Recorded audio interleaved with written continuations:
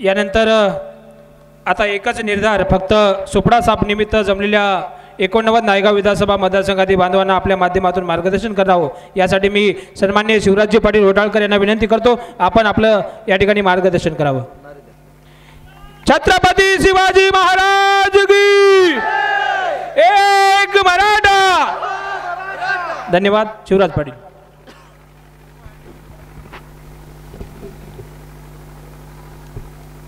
जीतेंगे और लढेंगे। खिचडी खाली ना सगळ्यांनी? नक्की चांगली झाली ती? आवाज राजेश पवारच्या आणि पूनमताईच्या कानाचे पडदे फाडून गेला पाहिजे। जीतेंगे और लड़ेंगे, जीतेंगे और लड़ेंगे। एक मराठा, लाख मराठा, एक मराठा, लाख मराठा। आज आता कसं म्हणतील तसं, आता कसं मनोज जरांगे पाटील म्हणतील तसं।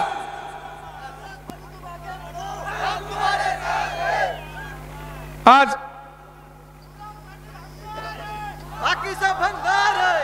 खूप जणांचे खूप सुंदर या ठिकाणी मार्गदर्शन झाले। खूप जण आपल्या आपल्या मत व्यक्त करताना अतिशय स्पष्टपणे त्यांचे मत या ठिकाणी व्यक्त केले।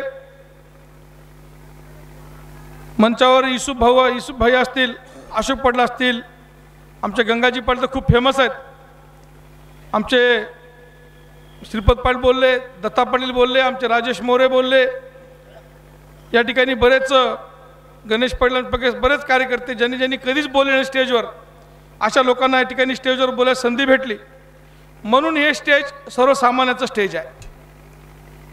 आणि आज मी आपल्याला सगळ्यात पहिलं माझं भाषण इथनं सुरू करतो। ही लढाई जरांगे पाटलांची त्या ठिकाणी मराठा आरक्षणाची सुरुवात केली, ती तुमच्या डोक्यात असं आणून घेऊ नका की उद्याचा कोणाला आपण पाडून आणि कोणाला निवडून ही लढाई आपली संपणार आहे। आता खऱ्या अर्थानं लढाई आपली उद्याच्या 20 तारखेनंतर खऱ्या अर्थाने मोठी लढाई सुरू होणार आहे आणि त्या लढाईला आपल्याला त्या ठिकाणी समोर जायचं आहे। मी 3 दिवसाखाली जरांगे पाटलांना भेटायला गेलो होतो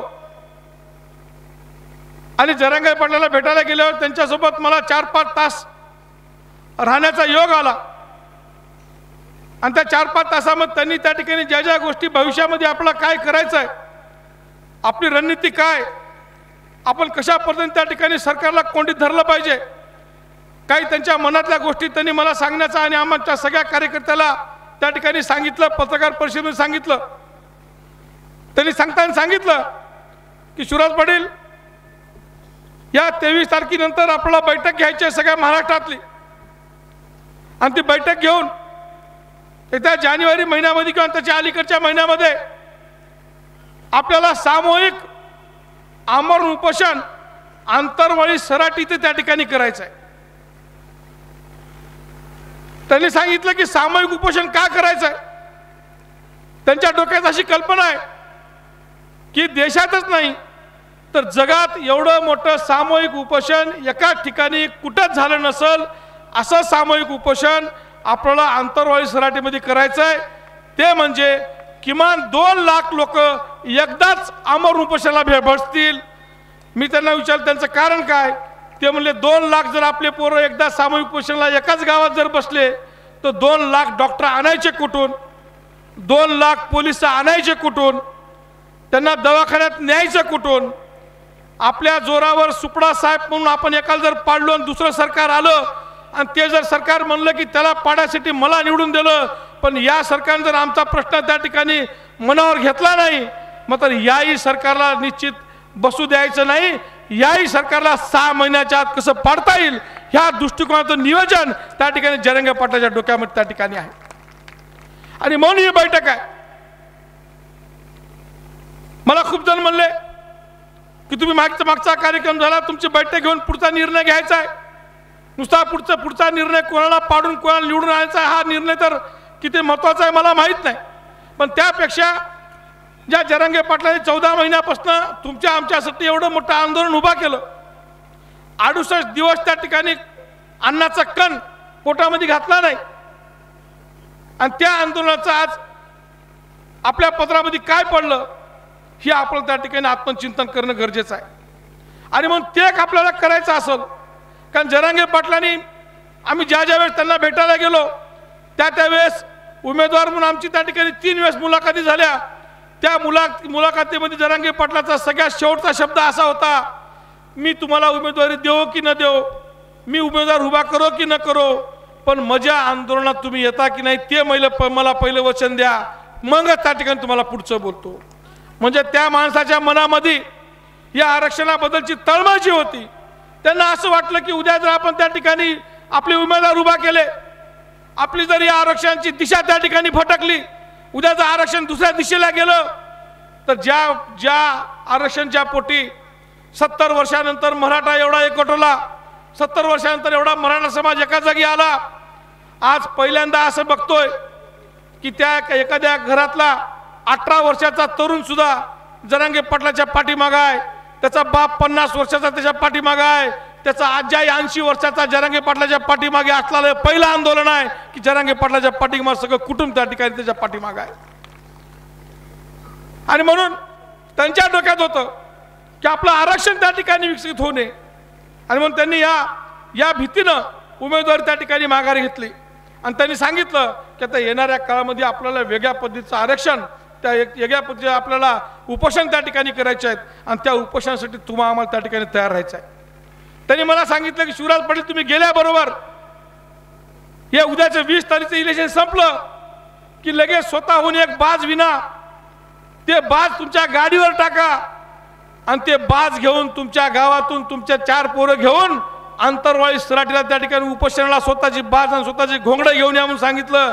मी सगळ्यासमोर जाहीर करतो, ज्या दिवशी जरांगे पाटील उपोषणाला बसण्याची तारीख ठरवतील त्या दिवशी मीच काय या नायगाव विधानसभा मतदारसंघातल्या जिल्ह्यामधले जेवढे लोक त्या ठिकाणी येतील एकही गाव शिल्लक राहणार नाही, प्रत्येक गावातून बाज घेऊन जाऊ आणि त्या ठिकाणी जरांगे पाटलाच्या खांद्याला खांदा लावून आपण सगळेजण उपोषणाला बसू.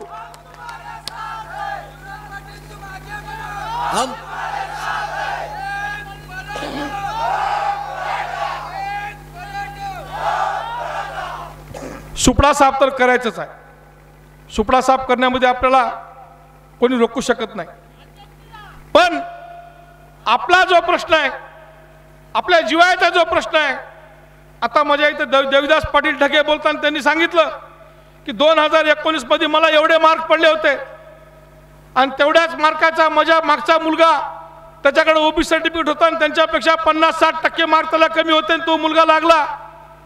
मला सांगा त्या देविदास पाटलाच्या मनाला काय लागलं असेल. असे किती विद्यार्थी आपले असे आहेत की अशा प्रकारचं मनाला लावून घेतात आणि लगेच जाऊन घरी जाऊन फाशी घेतात, शेतात जाऊन फाशी घेतात आणि औषध पिऊन स्वतःचं आत्महत्या करून स्वतःचं जीवन संपवतात आणि आपल्या आई वडिलाला जीवनभर त्या ठिकाणी त्यांच्या डोळ्यामध्ये अश्रू ठेवतात. हे जरांगे पाटलाला बघायचं नाही. हे बदल जरांगे पाटील त्या ठिकाणी घडून आणायचं आहे, म्हणून ह्या बदलासाठी त्या ठिकाणी लढाई आहे. म्हणून ह्या लढाईसाठी आपण त्यांच्या पाठीमागं येणाऱ्या काळामध्ये किती खंबीरपणे उभा टाकणार आहोत हा विषय तुमच्या आमच्यासाठी त्या ठिकाणी फार महत्त्वाचा विषय त्या ठिकाणी राहणार आहे. मला त्या ठिकाणी काही व्हॉट्सअपवर मी बघितलं की खूप नेते आता मराठीचे पुढकार करणार नेते पुढे आहेत असे काय अशा प्रकारचे काही व्हॉट्सअपवर त्या ठिकाणी मॅसेज मी बघितलं. पण मला त्या ठिकाणी बघत असताना मला अतिशय खंत वाटला की आपल्या समाजातले पोरं त्या ठिकाणी मॅसेज टाकतात ते मला त्या ठिकाणी त्याचा खंत वाटला. आपल्या समाजामध्ये मराठा समाजामध्ये जन्मून तुम्ही जर त्या ठिकाणी मराठा समाजातला एखादा माणूस पुढे जात असेल, मराठा समाजातल्या व्यथा मांडण्यासाठी पुढे जात असेल, स्वतःचा त्याग करून पुढे जात असेल, त्याच्याबद्दल जर तुम्ही त्या ठिकाणी अशा प्रकारचे व्हॉट्सअपवर त्या ठिकाणी फेसबुकवर अशा प्रकारचे कमेंट देत असाल तर मला सांगा तुम्ही त्याला माफ करणार आहात का? त्याला कशामुळे माफ करायचं? त्याला कोणाचे पाय चाटायचे असतील तर गपाप चाटाव, कोणाची दलाली करायची आहे त्याला गळात दलाली कराव, पण मराठा समाजातला सामान्य कार्यकर्ता सामान्य जर तरुण जर त्या जरांगे पाटलाबद्दल त्याच्या पाठीमागे उभा टाकत असेल आणि त्याच्याबद्दल जर कोणत्या ठिकाणी बोलत असेल तर तो मराठा समाजात जन्मला असा समजून त्याला विसरून जा आणि त्याची पाठ फोडल्याशिवाय राहू नका, असंही त्या ठिकाणी त्याच्या मनामध्ये भीती आपली त्या ठिकाणी राहिली पाहिजे. तुम्ही एखाद्या पक्षाच्या दस्ती तुमच्या खांद्यावर घेता, तुमच्या नेत्याला खुश करण्यासाठी तुम्ही त्या ठिकाणी व्हॉट्सअपवर काहीतरी मेसेज टाकता, त्याला मोठं करण्याच्या ठिकाणी मेसेज टाकता. तुम्ही असे धंदे सोडून द्या. तुम्हाला जर एखादा उमेदवार पटत नसेल, तुम्ही नका त्याचा प्रचार करू. तुम्हाला जबरदस्ती नाही कोणाचा प्रचार करायचा, पण मराठा समाजाच्या तरुणांनी बाहेर पडल्यावर त्याचा अपमान जर तुम्ही करत असाल तर मराठा समाज त्याचा अपमान सहन करून घेणार नाही. आणि मी आपल्याला विनंती करतो की असा जर कोणी व्हॉट्सअप मजाबद्दल असेल किंवा एखाद्या सामान्य राजेश मोरेसारख्या कार्यकर्त्याबद्दल असेल किंवा त्याच्यापेक्षा छोट्या कार्यकर्त्याचा असेल, त्या व्हॉट्सअपच्या उत्तरला थोडं उत्तर द्यायचं काम तुम्ही सगळ्यांनी त्या ठिकाणी केलं पाहिजे. कारण आज हा लढा काही मनोज जरांगे पाटलाचा एकटाचा लढा नाही, हा मनोज जरांगे पाटलांनी एकटाच लढा घेतला लढा नाही, या महाराष्ट्रातल्या सगळ्या तरुण मराठ्यासाठी लढा घेतला लढा त्या ठिकाणी आहे. म्हणून हा लढा यशस्वी करण्यासाठी तुम्ही आम्हाला त्या ठिकाणी फार मोठ्या प्रमाणात त्या ठिकाणी बाहेर पडणं त्या ठिकाणी गरजेचं आहे. पण आज इथल्या आमदाराबद्दल जे त्या ठिकाणी सगळ्यांनी भाषणामध्ये बोललं, कशा प्रकारचं वागणूक इथल्या आमदारांनी गेल्या 5 वर्षामध्ये त्या ठिकाणी तुम्ही आम्हाला दिलं, या सरकारने आपला किती मोठ्या प्रमाणात छळ केला, या सरकारने आपल्या समाजाचा किती मोठ्या प्रमाणात त्या ठिकाणी अन्याय केला, आपला अपमान केला. मला एवढं दुःख वाटलं. मनोज जरांगे पाटील वाशीला गेले, त्यांना वाशीमध्ये आश्वासन देण्यात आले की तुमच्याबद्दलचं GR आम्ही त्या ठिकाणी काढतो.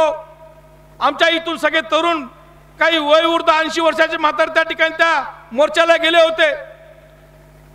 आणि तिथे गेल्यानंतर आम्हाला असं वाटलं की आज छत्रपती शिवाजी महाराजांना सिंहगड जिंकला. आज आमच्या मनोज जरांगे पाटलांनी मराठा समाजाचा सर्वस्व गड जिंकून आमच्या ताब्यात दिला आणि तो गड घेऊन आम्ही घरी आलो. आमच्या मायमाऊल्यांनी, आमच्या लोकांनी आमचा सत्कार असा केला. प्रत्येक गावात बँड वाजले, प्रत्येक गावामध्ये खिचड्या वाटप झाल्या. अशोक दादा, नायगावमध्ये मी होतो, किमान नायगावमध्ये त्यावेळेस 15 ते 20 बँड होते. लोकांचा सत्कार लोकांनी बँड वाजून केला. पोतेचे पोते गुलाल आम्ही उधळले की आमचं त्या ठिकाणी जरांगे पाटलाचं आंदोलन सक्सेस झालं, सरकारने आम्हाला मान्यता दिली. आणि म्हणून आमच्या त्या गुलालाचा सुद्धा अपमान या सरकारने केला. तो अपमान जर आपण विसरून जात असाल तर आपण मग छत्रपतीची औलाद होऊ शकत नाही. आम्ही जर आपला छत्रपतीची औलाद म्हणून घेत असाल, खुशाल आपल्या गाडीवर छत्रपतीचं चित्र टाकत असाल, आपलं लग्न असेल, कार्य असेल, कुठलाही कार्यक्रम असेल तर छत्रपती शिवाजी महाराजांची पूजा केल्याशिवाय, त्यांना हार घातल्याशिवाय आपण आपलं कार्य पूर्ण करत नाही. आणि एवढं जर आपला त्याचा अभिमान असेल तर माझी आपल्याला त्या ठिकाणी नम्र विनंती राहणार आहे की ह्या अभिमानाचं धगधगतं आपल्याला 20 तारखेपर्यंत आपल्या मनामध्ये जीवन ठेवावं लागणार आहे. आणि येत्या 20 तारखेला जरांगे पाटलांनी जे आदेश देतील, ही मीटिंग मी आदेश द्यायची मीटिंग नाही, ही मीटिंग, ही सभा, ही कार्यक्रम मी आदेश द्यावा असं नाही. हे मीटिंग जरांगे पाटील या महाराष्ट्रामध्ये जो आदेश देतील तो आदेश आपला सगळ्या त्या ठिकाणी पार पाडायचा आहे. आणि जरांगे पाटलाचा आदेश आहे की या राज्यामध्ये या सरकारचा सुपडा साफ त्या ठिकाणी झालं पाहिजे. मी जरांगे पाटलांना सांगितलं की पाटील, आमच्या मतदारसंघामध्ये थोडा वेगळा खेळ चालू आहे. आमच्या मतदारसंघामधल्या आमदारापाशी फार मोठ्या प्रमाणात त्या ठिकाणी 2 नंबरचा पैसा आहे. आज पैशाचा पाऊस या ठिकाणी वाहू लागला आहे. आज त्या ठिकाणी त्यांचं असं मत आहे की या मतदारसंघामध्ये मी पैसे ओतून त्या ठिकाणी काही करू शकतो, कशाच प्रकारचे त्या ठिकाणी विजय मी त्या ठिकाणी खिचून आणू शकतो. म्हणून माझी तुमच्या आम्हाला त्या ठिकाणी काही गरज नाही. गंगाजी पाटील, तुम्ही बोलताना म्हणलात की आता जर हा आमदार निवडून आला तर कोणालाच गिनत नाही. अशोक पाटील म्हणलात हेलिकॉप्टरनं आलंय. अशोक पाटील त्याच्या पलीकडे जाऊन सांगतो, त्यांना हेलिकॉप्टर बी येईना, कारनं बी येईना, आता नांदेड राहत गेलाय. आता जर निवडून आला तर मुंबईशिवाय त्यांना आपल्याकडे येईच ना, तिथंच आमदार म्हणून राहते ना, आपल्याला तिथे भेटा जावं लागते. आणि म्हणून अशा आमदाराला पाडण्यासाठी, त्याला त्याची जागा दाखवण्यासाठी आपल्याला येणाऱ्या काळामध्ये फार मोठी ताकद त्या ठिकाणी उभा करावं लागणार आहे. त्यांनी मागे त्यांचे भाषण झाले.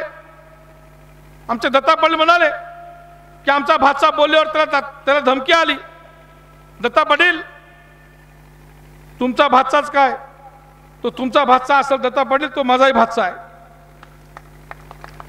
आणि इथं बसलेले जे जे तरुण पोरे येणाऱ्या काळामध्ये आंदोलन करतील त्यांच्यावर त्या ठिकाणी जर काही गुन्हे होत असतील, त्यांच्यावर काही त्या ठिकाणी आक्रोशपणा त्या ठिकाणी पोलीस प्रशासनाच्या माध्यमातून त्यांच्यावर काही दबाव टाकला जात असेल, आपली ताकद एवढी मोठी आहे, किती जरी पोलीस फोर्स मोठा आला तर मला सांगावं, तुमच्या आमच्या फोर्स पुढे त्याचं काही चालणार आहे का? आणि आपण ते चालू देणार आहोत का? आम्ही त्याचं चालू देणार नाहीत. पण एवढं करावं लागेल, हे सगळं आपल्याला सॉफ्टपणे घेऊन जायचं असेल तर गंगाजी पाटील, तुम्ही ज्याचा सुपडा साफ म्हणलात अशोक पाटील, त्याचा सुपडा साफ त्या ठिकाणी आपला करावा लागणार आहे. काल मी त्याचं भाषण ऐकत होतो मागे फॉर्म भरताना, मला अशोक पाटील त्याचं एक आश्चर्य वाटलं. 2-3 ठिकाणी त्याचं भाषण ऐकलो. गंगाजी पाटील त्याने म्हणाला, आता जे मी विकास केलो हे विकास काहीच नाही, हे विकास फक्त 2% विकास आहे. मी एवढा विकास करणार आहे, एवढा विकास करणार आहे की तुम्ही पागल होऊन जाशाल. काय होशाल? पागल. मला प्रश्न पडला, शरद पवार अजित पवारनी बारामतीचा एवढा विकास केला की बारामतीचा एकही माणूस आजपर्यंत अशोकदादा पागल झाला नाही. आज बारामती बघा तुम्ही, आज बारामती कुठल्या जिल्ह्याला झक मारला अशी बारामतीचा विकास त्या ठिकाणी त्यांनी केला.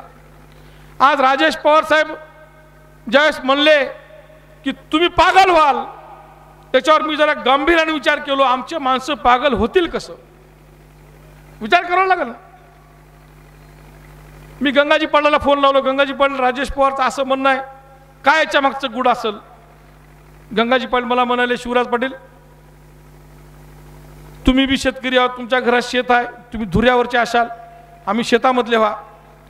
आम्हाला 5 आणि 6 आवरेज देते, लईत लई मेहनत केल्या 10 आवरेज सोयाबीन देते. आता राजेश पवार तर शेत बी माहीत नसेल, पण मला एक असं वाटते म्हणले की माझ्या गावामध्ये 4.25 कोटीचं फुल राजेश पवारनं मंजूर केलं. गंगाजी पाटील, आणि ते गुत्तेदाराचा मित्र होय म्हणा. यांनी त्या गुत्तेदाराला विचारले, खरं सांग बाबा दोस्ता, खरंच याला 4.25 कोटी लागतात का? त्या गुत्तेदारानं दोस्तानामध्ये यायला सांगले. गंगाजी पाटील, लईत लई 1.25 कोटीमध्ये झाला असेल म्हणलं फुल. मग उरलेत किती? किती उरले असतील? 3.25 कोटी उरले. हां, जर एका फुलामध्ये जर त्यांना 3.25 कोटी उरत असतील तर 4,000 कोटीमध्ये किती उरले असतील? एवढा विचार केल्यावर अशोकदादा आपण पागल झाल्याशिवाय काही राहिना, एवढं मला त्या ठिकाणी कळून चुकलंय. म्हणून ह्याला जर आपण संधी आपल्याला पागल करायला दिल्या तर ह्यानं 100% आपल्याला पागल केल्याशिवाय राहणार नाही. आणि म्हणून ह्यानं ज्या मस्ती त्याची पैशाच्या मस्तीवरची त्या ठिकाणी वागणूक चालू आहे, ती सुद्धा वागणूक आपण त्या ठिकाणी त्याला घरी बसवण्याचं काम केलं पाहिजे. माझी मी तर प्रत्येक गावात सभा घ्यायलो. काल सोमठाण्याला गेलो, हिप्परग्याला गेलो, लोक बँड वाजून फटाके वाजून, मला एवढं आश्चर्य वाटलं की मी अशोकदादा मी जर निवडून आलो असतो, आमदार झालो असतो, तरी मला तेवढ्या शाली पडल्या नसत्या, माझ्यासाठी तेवढे फटाके वाढले नसते, तेवढा बँड आला नसता. पण समाजासाठी माघार घेतलो म्हणून फटाके बी आले, बँड बी आले आणि मला मान सन्मान त्या ठिकाणी भेटला. आणि त्यावेळेस त्या गावात मी सांगितलं की तुमच्या गावामध्ये तुम्ही किती मतदान देता. आज आमच्या नायगाव तालुक्यामध्ये तुम्हाला सांगावंसं वाटतं, काही गावं अशा आहेत, 70% गावं की राजेश पवारच्या विरोधात. मी तुम्हाला आज लिहून देतो, तुम्ही लिहून घ्या, माझी रेकॉर्डिंग करून ठेवा. 70% गावामध्ये राजेश पवारच्या विरोधात 70 ते 80% मतदान झाल्याशिवाय राहणार नाही. आणि माझी मनोगत त्या ठिकाणी मनमानी आहे, इच्छा आहे की आपण राजेश पवारांना 55,000 मतांनी निवडून दिलं. अशोकदादा, राजेश पवारला 55,000 मतांच उचलून पाडलं पाहिजे, तरच तुमचा आमचा त्या ठिकाणी मान राहणार आहे.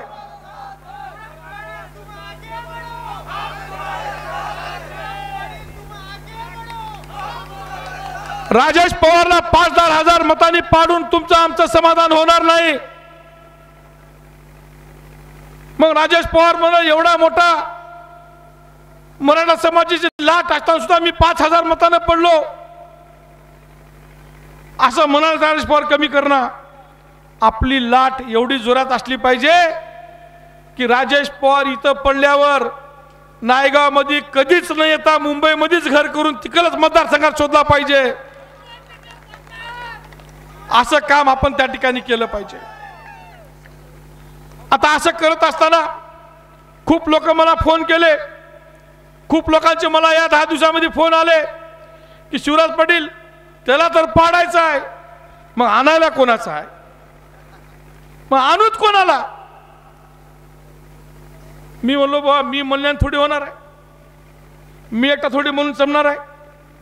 आपल्याला तर निवडून आणायचंच आहे, पण निवडून कोणाला आणायचं आहे? ज्याला आपल्याला निवडून आणल्यावर त्याच्यावर आपले उपकार आहेत असं त्याला वाटलं पाहिजे।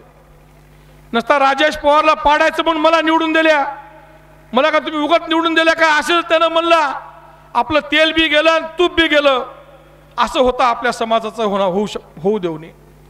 पण माझी आपल्याला विनंती आहे, आज राजेश पवारला सोडून काही उमेदवार त्या ठिकाणी आहेत। जरांगे पाटला सुद्धा लोकांनी पत्रकारांनी प्रश्न विचारला, पाटील तुम्ही तर सुपडा साफ करायचं म्हणायलात, मग निवडून कोणाला आणायचं? जरांगे पाटलांनी सावध पवित्रा घेतला। ते म्हणाले माझा मराठा समाज काय एवढा गाफील नाही, एवढा येडा नाही, त्याला माहित आहे निवडून कोणाला आणायचं आहे। तुम्हाला माहित आहे निवडून कोणाला आणायचं आहे? नक्की माहित आहे? त्यात काही मी सांगायची गरज आहे? हा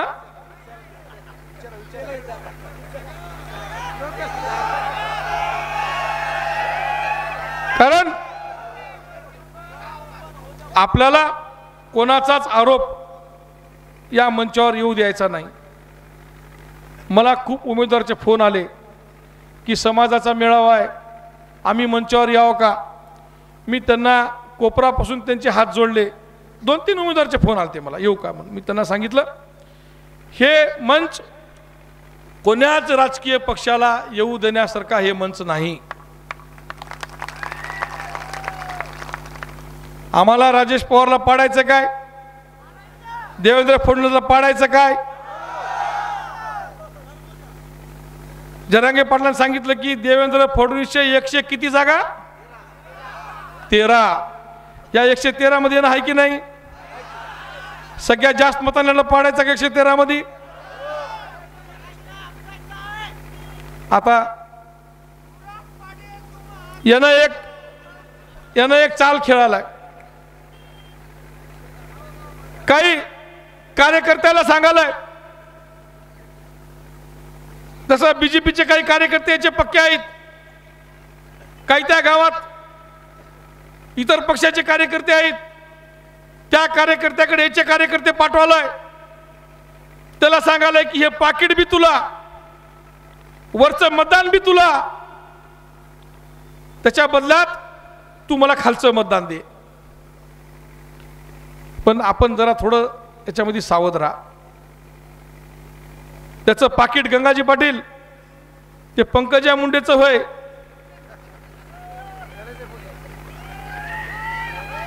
की प्रमोद महाजन साहेबाचं होय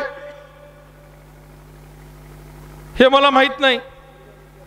पण गंगाजी पाटील म्हणाले की त्यांना काल पोरा एका खोलीत नेऊन मारलं। कुठं? बीडला गंगाजी पाटील, बीडला परळीला। मग मला ते खरं वाटलं नाही, पण काल पेपरमध्ये एक बातमी वाचली मी की राजेश पवारनी बीडमध्ये एक त्यांच्यावर गुन्हा झालता 420चा, तो गुन्हा राजेश पवारनी आपल्या फॉर्ममध्ये लपवला, तो दाखवला नाही। मग मला त्याचं कनेक्शन लागलं तिथं, ह्याला रूममध्ये कोंडून ठेवलं, याच्यावर 420चा गुन्हा दाखल केला असेल असा अंदाज लावलो बरं मी, आणि म्हणून ती बातमी आता आली असेल। आणि म्हणून त्याचा पैसा हे काय कोणाच्या कमाईचा किंवा त्याच्या घामाचा पैसा नाही, त्याचे काय पाकिट येत असतील मला माहीत नाही, जर येत असतील तर 100% घ्या, बिलकुल नाही म्हणू नका. कारण मी जर तुम्हाला नाही म्हणलो तर तुम्ही मला म्हणशाल शिवराज पाटील तेल बी घालले आमचं तूप बी घालले म्हणून. पण त्याला सोडू नका. पण त्याला मात्र 55,000 मतांनी त्या ठिकाणी पाडायची ताकद. मी त्या दिवशी पण घेतला, त्याचं भाषण ऐकलो की शिवराज पाटील तुमचं डिपॉझिट मी जप्त करतो. गंगाजी पाटील त्याच्यावर मी विचार केलो. कारण मी ठरवलं होतो की जरांगे पाटलांना उमेदवारी दिली तरच उभा टाकायचं, तरच आणि तरच, नसता नाही. कारण जरांगे पाटलाची उमेदवारी कोणाची होती? समाजाची होती. ही तुमची उमेदवारी होती. तुमच्या जोरावर मी उभा टाकणार होतो आणि तुमचा आणि जरांगे पाटलाचा अपमान मला होऊ द्यायचा नव्हता. म्हणून एका मिनिटाचा विचार न करता मी तो उमेदवारी मागे घेतली. नंतर मला वाटलं, याचे कार्यकर्ते मला काही म्हणाले की शिवराज पाटील राजेश पवारची लई इच्छा होती तुमचा फॉर्म राहावा म्हणून, म्हणजे आपले मत डिवाइड व्हावं आणि हे भादर निवडून यावं. पण राजेश पवार, आम्ही आमच्या जे आम्ही फॉर्म उचलून आम्ही जे आमचा त्याग केला ते त्याग असाच वाया जाऊ देणार नाही. ते त्याग मात्र तुला 55,000 मतानं पाडल्याशिवाय आम्ही गप बसणार नाही, ह्याचं माझं पण त्या ठिकाणी आहे. आणि म्हणून या येणाऱ्या काळामध्ये सुद्धा आपल्या पुढचे उमेदवार आपल्याला माहित आहेत. कोण सुशिक्षित आहे, कोण चांगलं बोलते, कोण कामं करू शकते, कोणामध्ये धमक आहे. पण फक्त माझी छत्रपती शिवाजी महाराज साक्षी ठेवून मी तुम्हाला सांगणार आहे, फक्त ह्याला ज्या उमेदवाराला आपल्या उपकाराची जाण असली पाहिजे. नसता आपण एवढा महागार घेऊन हे नको, खोकला जाऊन जर फडसा आला, एक बार खोकलाच परवडला ते शेंबूड काढणं लय अवघड होऊन जाईल. मग त्याचं सुद्धा त्याला भान असणं गरजेचं आहे. आणि म्हणून माझी विनंती आहे की त्या उमेदवाराला आपल्याला त्या ठिकाणी खणकावून सांगण्याची ताकद तुमची आमची आपल्या गावामध्ये आल्यावर त्या ठिकाणी असणं गरजेचं आहे. आणि मला अशोक पाटलांनी सांगितलं की आता शिवराज पाटील आपल्याला निवडून तर द्यायचं आहे, मग कोणाला द्यायचं आहे, काय केलं पाहिजे. मी सांगितलं अशोक पाटील, आपल्यापेक्षा मनोजदादा जरांगे या पुऱ्या महाराष्ट्रातल्या 288 जागाची अभ्यास त्याला आहे. किती? 288. आपल्या पुढे किती आहे? एकच. मनोजदादांनी काय सांगलं की 288 ठिकाणी 113 आमदार कोणाचे पाडायचे आहेत हे माझ्या समाजाला माहीत आहे. म्हणून माझ्या नायगाव विधानसभा मतदारसंघातल्या आमच्या सगळ्या जाती धर्माच्या लोकांना माहीत आहे कोणाला पाडायचं आहे आणि कोणाला आणायचं आहे. मला माहित नाही 1 नंबर कोण आहे ते. मी आणखी काय ते हे बघलो नाही 1 नंबरला कोण आहे 2 नंबरला कोण आहे.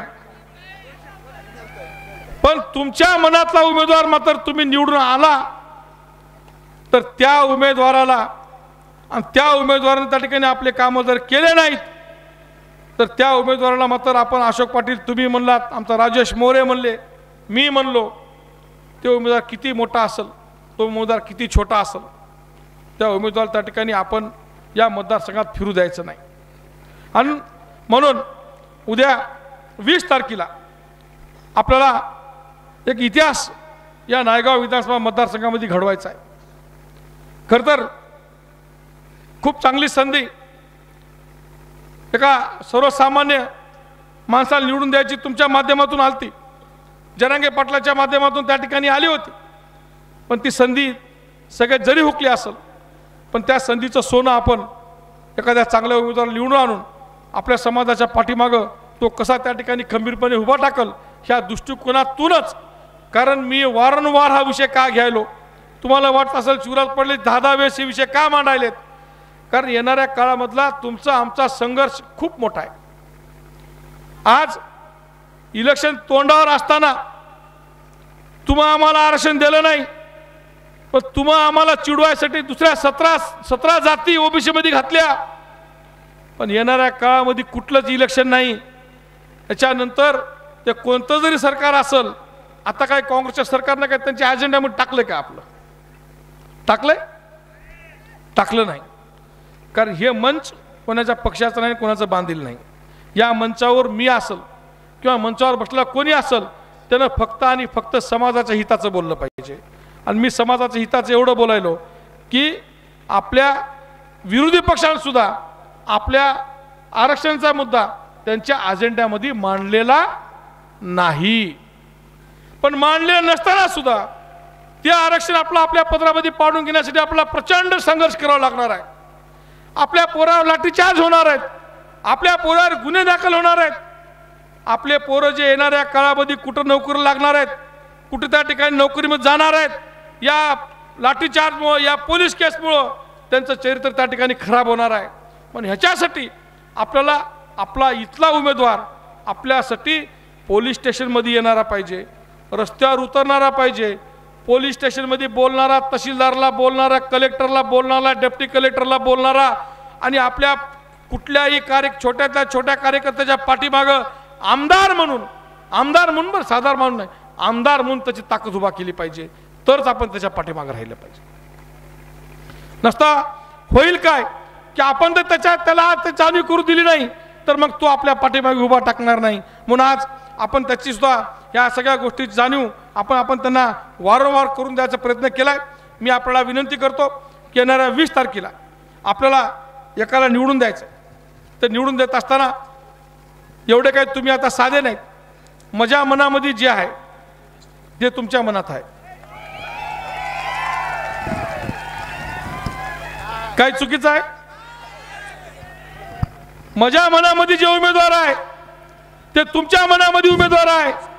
आपल्याला ह्याला पाडायचा आहे आणि त्याला 100% निवडून द्यायचा आहे, एवढं त्या ठिकाणी उद्या सांगतो.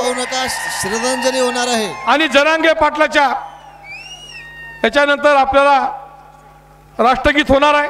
राष्ट्रगीत होणार आहे. थांबून घ्या कृपया. एक मिनिट सर्व समाज बांधवांना विनंती. एक मिनिट. राष्ट्रगीत होणार आहे. याच्यानंतर मी आपल्याला परत विनंती करतो की जरांगे पाटलाच्या या आंतरवाळीच्या उपोषणाला आपल्याला फार मोठ्या ताकदीने जायचं आहे. आणि म्हणून मला खूप जण सांगितले की पक्षात प्रवेश करा, पण मी केलो नाही. मला जरांगे पाटलासोबत येणाऱ्या काळामध्ये तुमच्या खांद्याला खांदा लावून, तुमच्या मांडीला मांडी लावून उपोषणाला बसायचं आहे आणि आपला प्रश्न आपल्या पदरात पाडून घ्यायचा आहे, एवढं या ठिकाणी सांगतो. हे प्रवीण पिंपळे हे शिरापूर धुमाळ तालुका शिरूर इथले बीड जिल्ह्यामधले आहेत. त्या तरुणांनी आज आत्महत्या केली. त्यांच्याशी आपण 2 मिनिटाची श्रद्धांजली वाहू आणि त्याच्यानंतर आपण राष्ट्रगीत म्हणू. आजच्या नंतर मी काही गावामध्ये आपले दौरे काढणार आहेत. काही आमच्या मराठा समाजातले काही तरुण मुलं धर्माबादमध्ये खूप चांगले दौरे झाले, उमरीमध्ये चांगले दौरे झाले, नायगावमध्ये काही दौरे चांगले झाले. त्या दौऱ्यामध्ये अतिशय चांगला प्रतिसाद या आमच्या सगळ्या तरुणांना आपण त्या ठिकाणी दिलात. असाच प्रतिसाद त्या ठिकाणी द्यावा आणि 20 तारखेपर्यंत कोणाच्याच भूलतापाला, गंगाजी पाटील, कोणाच्याच भूलतापाला आपण बळी पडू नये अशी मी आपल्या सगळ्याला त्या ठिकाणी विनंती करतो. आणि आपल्याला मी ऑर्डर देण्याशी व्यंकटपाल शिंदे यांना विनंती करतो की त्यांनी श्रद्धांजलीचं त्या ठिकाणी सांगावं. श्रद्धांजली झाल्यानंतर लगेच राष्ट्रगीत करून आपण सगळेजण परत एकदा जेवण करून याचा समारोप करावा. आणि तुम्हाला जिथं जिथं अडचणी वाटतील, जिथं तुम्हाला असं वाटेल की काही आपल्या या ठिकाणी काही आपल्या समाजामधले काही मुलं ऐकत नसतील तर आपण त्यांना विनंती करू. तुम्ही त्यांची विनंती करा. तुमच्यानं ऐकत नसतील तर मी स्वतः त्यांची विनंती करतो. आपण सगळे म्हणून त्याची विनंती करू. पण त्याच्या पदरात एकही जण आपलं जाणार नाही याची मात्र आपण सगळ्यांनी सामूहिक जबाबदारी घेऊ, एवढीच विनंती आपल्याला करतो आणि थांबतो. धन्यवाद शिवराज पाटील. अतिशय येणाऱ्या